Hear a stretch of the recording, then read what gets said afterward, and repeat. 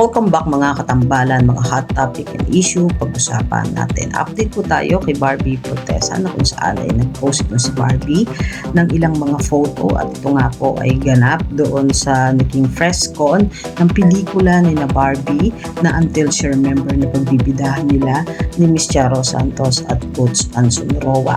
Makikita naman doon sa ilang mga photo at video yung mga ganap doon sa Frescon at sinagot naman ni Barbie yung ilang mga tanong doon sa pelikula at ang karakter na kanyang gagampanan at kung ano ang kahalagahan ng pelikula na kanyang gagampanan. Makikita naman kay Barbie na napakaganda ng isang Barbie Fortesa. Samantalang nag-invite din itong si Barbie na magkakaroon nga ng premiere night sa February 19 na gaganapin naman sa SM North The Block ang premiere night na magkakaroon ng red carpet at makikita rin yung ilang mga photo bago pa man dumalo itong si Barbie sa naging Frescon na ipinost naman ng kaibigan at stylist nito na si Janra na napakaganda ng isang Barbie Fortesa doon sa inilabas ng photo at napakaganda ng isang Barbie Fortesa doon sa naganap na Frescon kagabi. Samantalang si Barbie nga po ay dumalo naman doon sa Netflix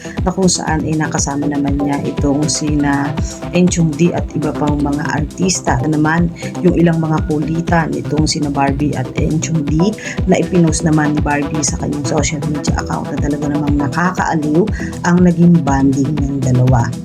Yan po yung mga update natin ngayon kay Barbie. Kayo mga katambalan, anong masasabi niyo? Mag-comment lang sa comment section at pag-usapan natin. Yan ang mga hot topic and issue dito lamang sa Tambalang KK.